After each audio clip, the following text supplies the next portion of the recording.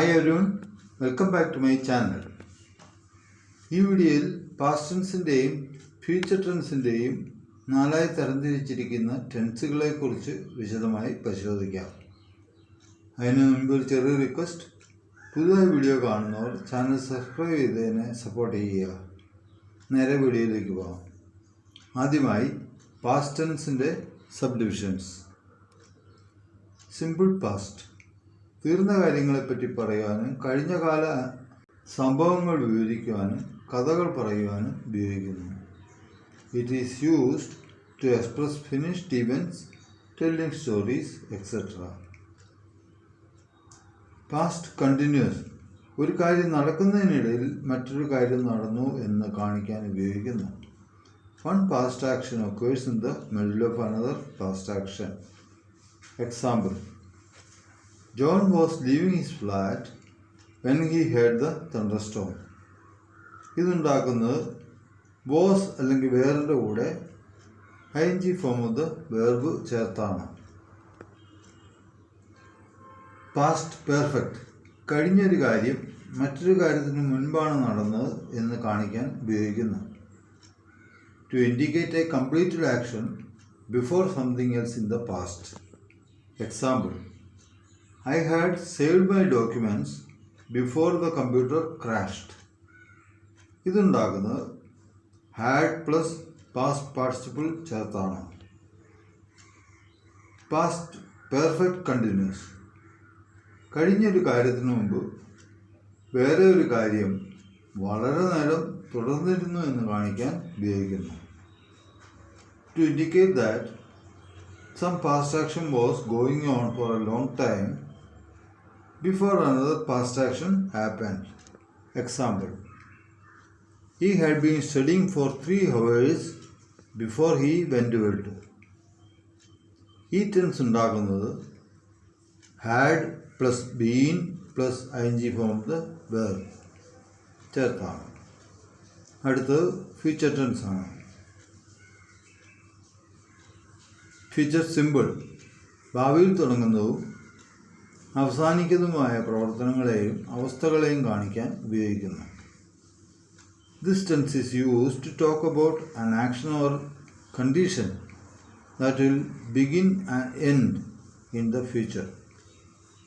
Example: I will meet her at the mall. I shall go in the evening. ഈ tense ഉണ്ടാക്കുന്നത് shall will plus present tense of the verb ചേർത്താണ്. Future continuous ഭാവിയിൽ ഒരു നിശ്ചിത സമയത്ത് നടക്കുന്ന സംഭവത്തെയോ പ്രവർത്തനത്തെയോ പ്രതിനിധീകരിക്കാൻ ഉപയോഗിക്കുന്നു. It is used to represent an event or action that is happening at a certain point of time in the future. Example: He will be attending a webinar next Friday. ഈ tense ഉണ്ടാക്കുന്നത് will oblique shall plus be plus ing form of the verb ചേർത്താണ്. Future perfect ഭാവിയിൽ ഒരു പ്രത്യേക സമയത്തിനുള്ളിൽ ഒരു പ്രവർത്തനം തീർന്നിരിക്കുമെന്ന് കാണിക്കാൻ ഉപയോഗിക്കുന്നു. It is used to indicate that by a certain time in the future some action will have been completed. By 2025, I hope researchers will have found a cure for cancer. ഈ ടെൻസ് ഉണ്ടാക്കുന്നത് will oblique shall plus have plus past participle of the verb ചേർത്താണ്.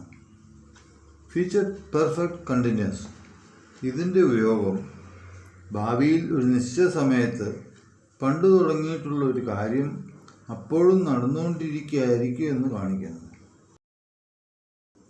It is used to indicate that at a given time in the future some action which began in the past will still be continuing.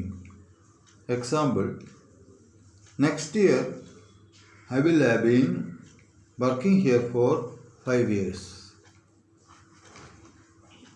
ഈ tense ഉണ്ടാക്കുന്നത് will oblique shall plus have plus ing form of the verb ചേർത്താണ്.